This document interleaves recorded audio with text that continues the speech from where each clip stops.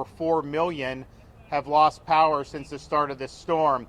Fortunately, Florida, we pre-staged 50,000 linemen throughout the state of Florida, and so those folks are going to work. And it's not as easy to do when you've just had Hurricane Helene. A lot of these linemen, there's still hundreds of thousands of people without power in North Carolina, Georgia, some of those states. You know, Helene in Florida, we did 2.4 million restorations in record time. That's not the norm. And so finding the linemen, given what they're doing now, we brought them in from as far away as California. But those folks are there. There's assessments being done about what needs to be done. When you have down power lines, that's actually easy for them to do. They just put the pole back up, reconnect it.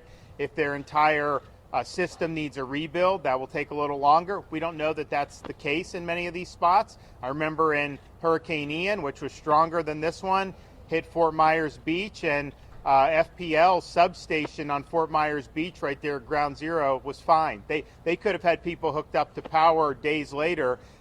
Just the people's homes couldn't accept it because of the storm surge. So all that is going on, and we're happy to have pre-staged those resources because I think it's really important that we'll be able to do. We're also assessing the need for things like points of distribution. We typically will set up these pods with water, food, tarps, things of that nature. I think we will be doing some pods. A lot of this is based on what the counties ask us for, but I also think you're probably going to see a lot of the stores and gas stations reopen very quickly. At least that's our hope. We're also looking at the damage that was done to the ports in Florida. East Coast, I don't think there was very much, if any. Port of Tampa seems like it's okay. Manatee, that remains to be seen. But bottom line is we got to keep bringing fuel into this state. I know there's a lot on the dock side still that can be brought out. We've got 1.5 million gallons of diesel on hand that we can use for the state and to help replenish. And I think we've got about 1.1 million gallons of regular gasoline just in our arsenal. And then we've also deputized the Florida Highway Patrol to escort the fuel tankers with sirens to be able to get to all the gas stations to get filled. I think you're probably going to be okay on the east coast of Florida. Some of the places in the Tampa Bay area, when there was evacuation, everyone was going to get gas, and some people were filling up additional tanks in addition to what was in their car with the gallon containers or whatever they have, which is fine, but just the demand went through the roof. And so these guys ran out.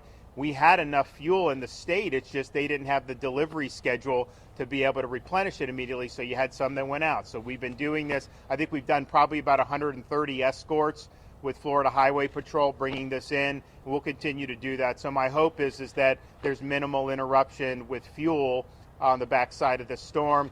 We've had a lot of people have been working very hard. I think, as most of you know, we've been doing this now for 2.5 weeks from the time we declared the state of emergency before Hurricane Helene, and then in the aftermath of Helene, and then we work on Helene for a week in terms of the response and the recovery, and then we got to do another state of emergency for Hurricane Milton.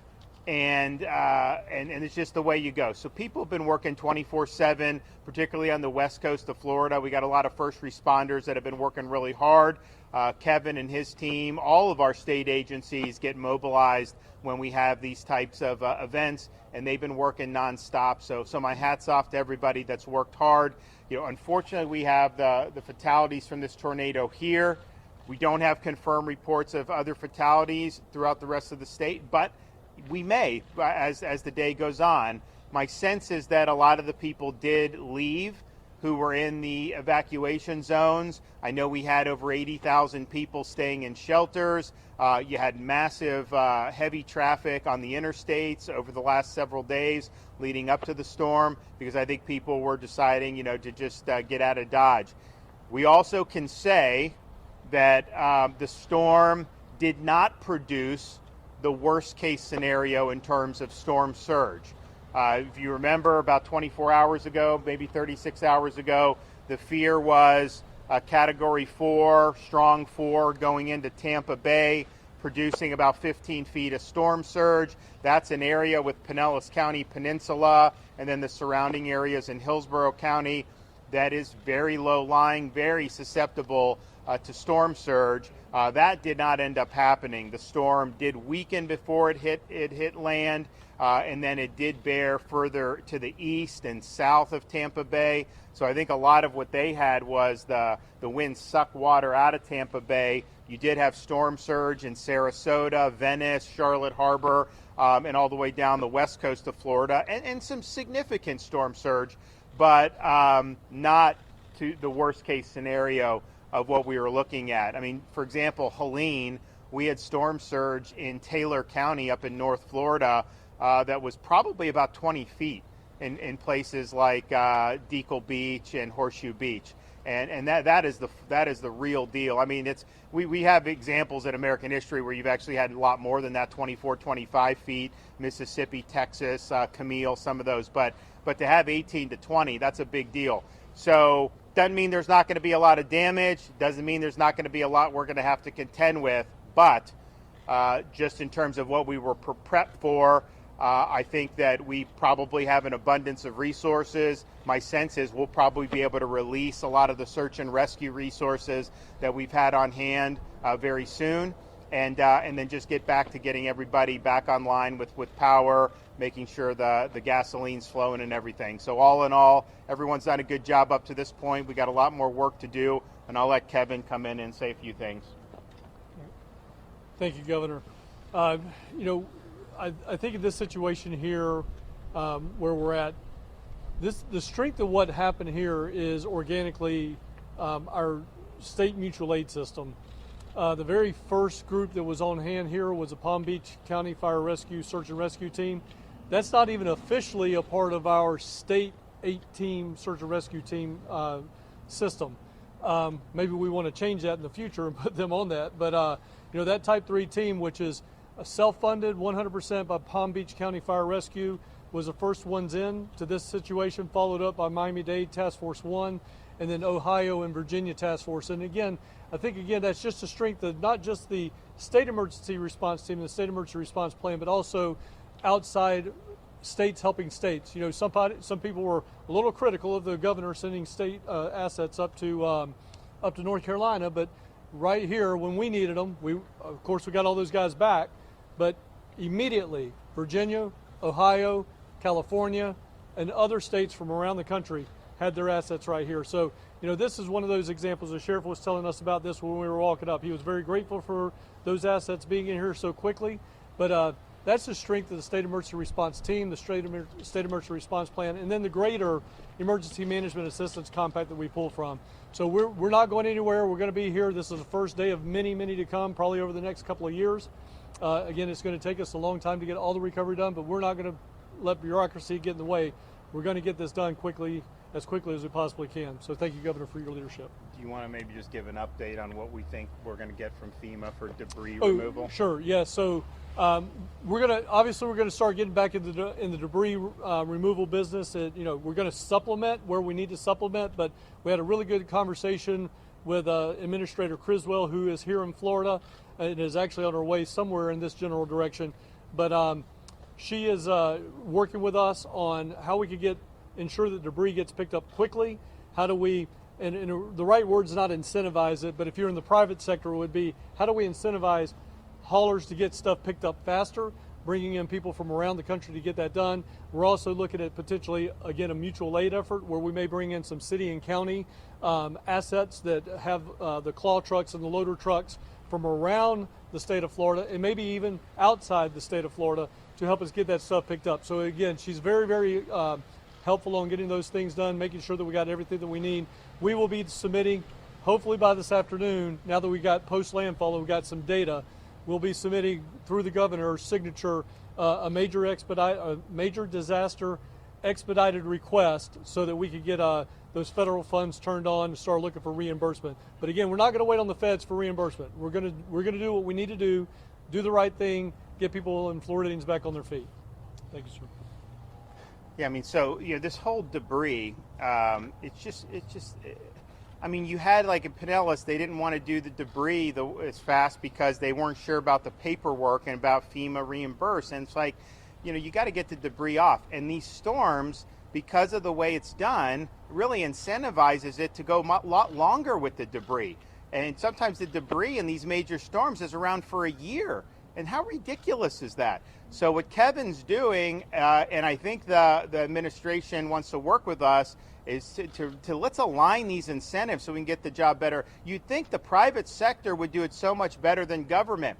At least that's what I would think. And yet on this debris after Helene, when we saw how much was there and we knew another storm was coming, we got all our Department of Transportation assets from Florida. We were bringing trucks in from all over the state that are doing their normal duties, and we surged them over to the barrier islands off the Gulf Coast of Florida, and we did like 3,000 truckloads of debris, reduced the debris by 50% in 72 hours.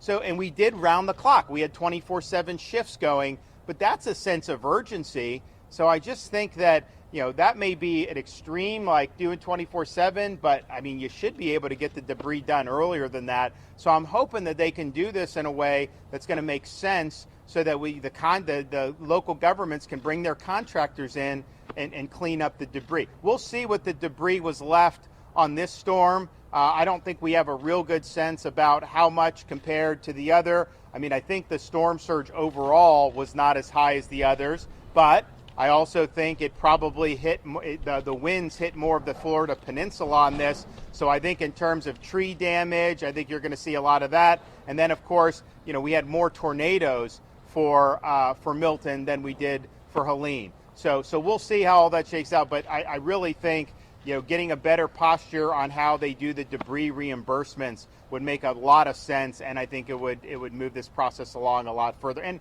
it's also just a morale thing. You get hit with a storm, seeing debris is just a constant reminder that you got hit. When things get picked up, things look nice, people feel a lot better about it. So we got to make sure they get that job done. Okay, do we have any questions? Yeah, Governor, have you spoken with the White House, anyone there, about the response here? Yes, I spoke with the president this morning, and Kevin was on the phone with me. We were on, the administrator of FEMA was in the office with us in Tallahassee at the Emergency Operations Center, and he said he wants to be helpful. And so if we have requests, he said send them his way, and he wants to help us get the job done. So I appreciate being able to collaborate across the federal, state, and local governments and work together to put the people first.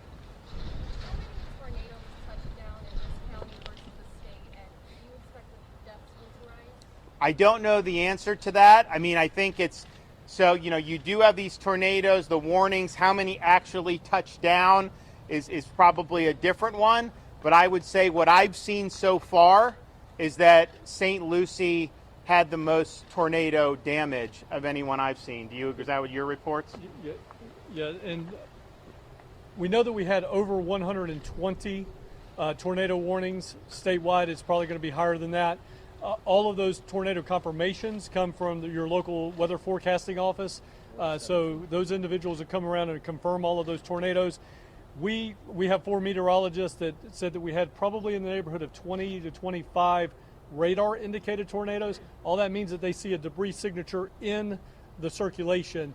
But again, the weather forecasting offices of the National Weather Service will actually verify those tornadoes. Was that in St. Lucie County? Excuse me? Sorry, was that in St. Lucie County alone, the 20 to 25? No. Statewide. Statewide. Yep. Hey, Sheriff Pearson, could you please clarify? I know we've got 4 deaths in the Spanish Lakes area. Where was the 5th death in St. Lucie County? In the same area. As our rescue team is still out there, this is a rescue mission. We're sifting through the debris. They just recently, right before this conference, located another victim, unfortunately. But again, we're going to continue through this. We're so grateful that the governor sent down, this was during the storm, he sent down the National Guard. So while we're all hunkering down, trying to stay safe, these men and women are driving through the storm to get here, and they work throughout the night, and their actions 100% saved lives, saved our lives. Governor, I know before the storm there was a great concern about the debris from Helene. How much worse did this storm make the debris that was already accumulated? I think that'll be assessed today. I can tell you, whatever happened, had we not done what we did with that 72-hour project to take every truck in Florida and help these counties and these cities, some of these contractors were doing the debris and then they left and went to North Carolina because they could make more money there. And then others were working like bankers' hours And I'm just thinking to myself, how the hell is that something that's acceptable? And so we came in and we said, not only are we going to send all these assets, it's going to be 24/7. So the first night we go there, and the county, I think it was Pinellas, they didn't have the landfill open 24/7. So our guys cut the locks, and we started doing. And you had all these, not just the state trucks. You had private citizens with their Ford F-250 pickup trucks that were loading debris, massive amounts in. So he said we got to keep it going. Then the next night, there were 2 entrances, and they closed one of the entrances, and there were 300 cars in line. So we somehow rigged that and opened that up. So this is just like, where's the sense of urgency? So it may be that this debris ended up not causing much more damage, but if it did cause more damage, I could tell you, had we not come in and did what we did, you would have had a lot more. And the thing is like I mean, I tell Kevin, I'm like, look, we want to be helpful, and we will be helpful, but you know, the state's job is not to pick up the debris. Like, that's the local community's responsibility. And so this was an extraordinary circumstance where we came in and did it. And I think part of the reason, and I think there was enough debris there that I don't think you could have gotten it all in 2 weeks, realistically. But I mean, there clearly was not a sense of urgency after the first storm hit. And yes, we knew there may be another one. Then they said, well, just a rainstorm, maybe not, this and that. But then by last weekend, by like last Friday, we were looking at it and we're like, you know what, this is real. We got to be serious about it. And then we did the executive order on Saturday. So, you know, I definitely think we help things by doing that. And as of now, I'm not sure about structural damage on any of the roads there. I'm going to go over to Siesta Key after this in Sarasota. That was kind of ground zero of where the surge came in. You know, we just repaired one of the roads from Longboat Key up to Anna Maria. Do you know how that's fared? Have we gotten any reports? I have not, sir. So we did emergency repairs on that, got it back open. We'll see. We may have to do some more repairs on that. I think that there may have been some small bridges throughout the state that have some damage. The big bridges we have in the Tampa Bay area, Gandy, Howard Franklin, I know Sunshine Skyway is going to be open if it's not already. The other 2 are open. Courtney Campbell will be open as soon as they move the debris and finish the debris removal. So all being told, you're going to have all those major bridges back open if they're not already. So, Governor, do you have any ballpark of how many ongoing rescues there are around the state?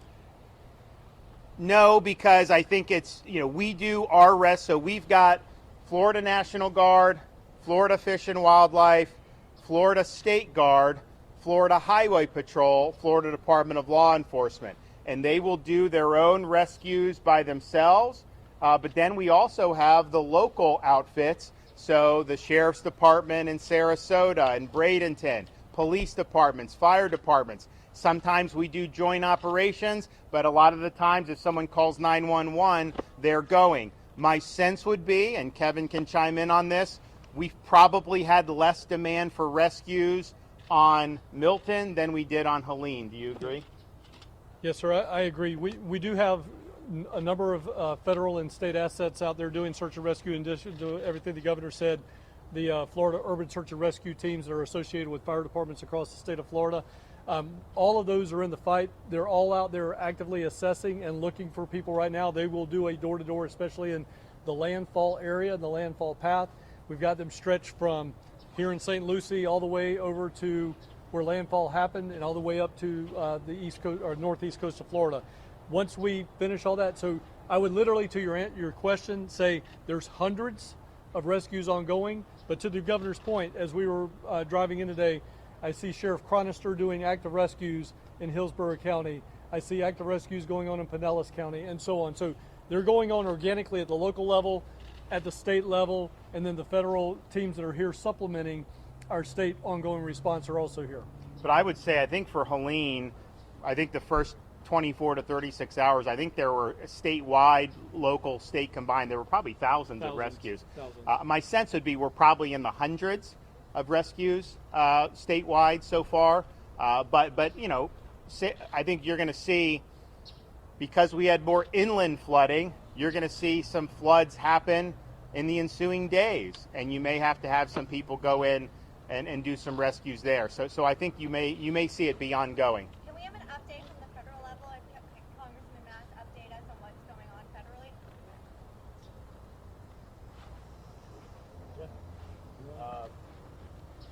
As Governor spoke about, FEMA Administrator Creswell is headed here on the ground. And the only thing I would add to it, Governor's done a fantastic job just being an air traffic control tower for all of this, making sure the old saying, an ounce of prevention is worth a pound of cure.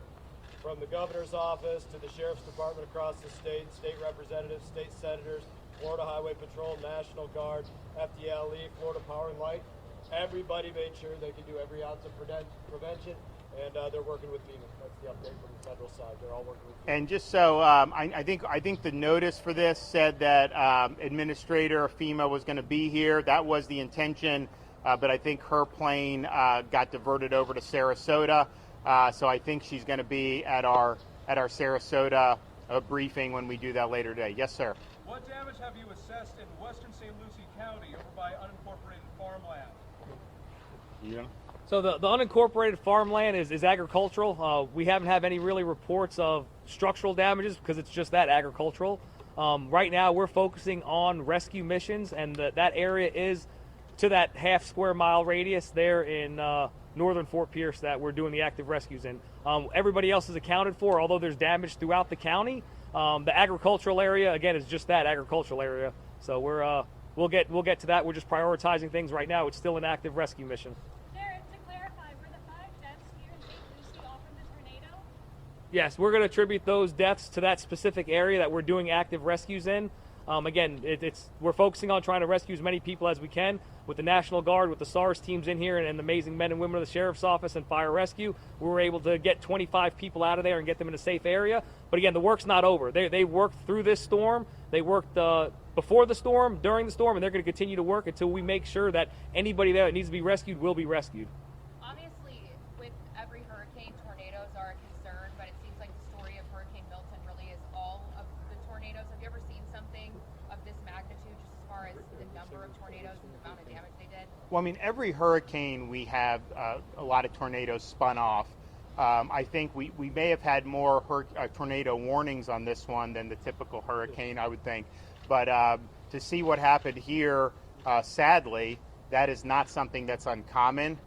These tornadoes, I mean, when Mother Nature, I mean, this is just churning. Things churn off these weather systems, and it's just devastating. And so this is unfortunately something that is kind of normal with the big storm.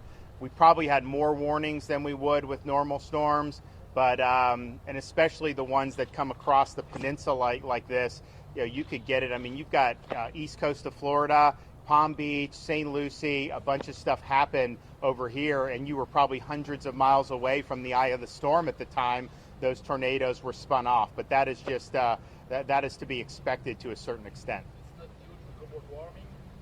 Tornadoes? Yeah, it's increasing tornadoes in I think you could go back and find tornadoes for all of human history for sure, and especially Florida.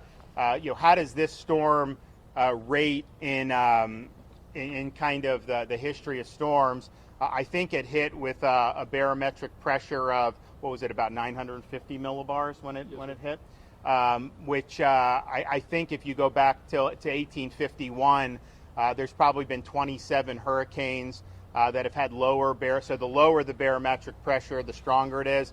I think there have been about 27 hurricanes that have had lower barometric pressure on landfall than Milton did, and of those, 17 occurred, I think, prior to 1960.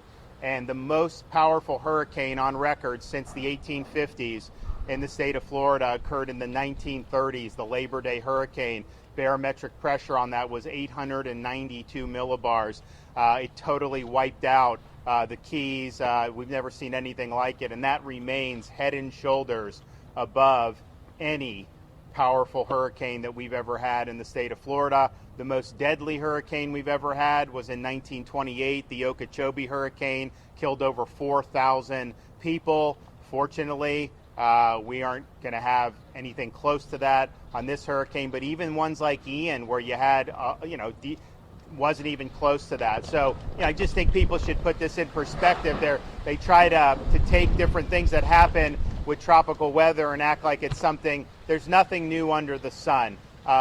This is something that the state has dealt with for its entire history, and it's something that we'll continue to deal with. I think what's changed is we've got 23 million people. A storm that hits is likely to hit more people and property than it would have 100 years ago, and so the potential for that damage has grown. But what's also changed is our ability to do the prevention, to pre-stage the assets. I mean, we never did the pre-staging of power assets until I became governor. Now people expect that, but that wasn't what was done in the past. That's why people would be out with power for 3 weeks when we'd have hurricanes. We thought that that's not good. Now we have to pay to get these guys to come in, but my view is the quicker you get everyone hooked up, the better off the economy is going to be anyway. So why don't we just do that? Having the different search and rescue, having a state guard, all these different things are just bringing different tools to the fight, and it allows us to respond more effectively. So if we had the tools that we had in 1928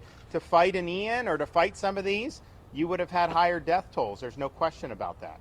Speaking of history, sir, how many storms formed as rapidly as they have between Helena and Milton? Oh, I mean, I think most people remember 2004, right? Where we had seemed like you had them every other week in 2004. Then there's also time period. We had from 2006 to 16, we had no hurricanes at all in Florida. There's also been times where we had a lot. The 1940s, we were getting hit a lot. Now more recently, we've had a spate of more. So that's just kind of the nature of it. But this really does. It has a lot of similarities to 2004 in terms of the season. Yeah, Governor, a lot of folks, particularly quite a few who trust you and look to you for information, are possibly engaging in some misinformation about some entity controlling the weather. Can you take this opportunity to denounce that misinformation and set the record straight for folks who believe someone is controlling the weather? Look, if I could control the weather, I would do 78 and sunny year round. Now we get that a lot in Florida, coming up in the months, but there would be no reason to ever do. So look, and this is on both sides. You kind of have some people think government can do this, and then others think it's all because of fossil fuels. The reality is what we see. There's precedent for all this in history. Like, it is hurricane season. You are going to have tropical weather. We hope that, a lot of the tropical weather are fish storms out in the Atlantic that never impact us. The reality is anything that gets in the Gulf of Mexico, it's got to hit something. Maybe it hits Mexico, maybe it hits Louisiana, but Florida's one, especially if it's moved when they bend east. We're the ones that are going to do. So like I said, there's nothing new under the sun. These are natural occurrences. We will deal with tropical weather for as long as we're Floridians. What about the role of carbon emissions in propagating said storms? Well, I've already addressed the historical record of the storms in Florida. Like I said, our biggest storm, our strongest storm by far, remains the Labor Day from the 1930s. All right, we're going to go to Sarasota after this. We're going to go inspect the damage there, see what the needs are. I appreciate what the sheriff and his team are doing to help the citizens here. We are very, very saddened to see a tornado inflict such serious damage, including loss of life. These are things that are very, very tough to withstand. You don't get a lot of warning on them, and they're very, very devastating. And tragically, to lose 5 really, really is tough for this community. So our hearts go out to everybody who's been affected by this, and we're happy to have been supportive of the rescue efforts, and we'll continue to be supportive going forward. Sheriff. Thanks. To the left, this way. Sheriff, hey, are there still people unaccounted for?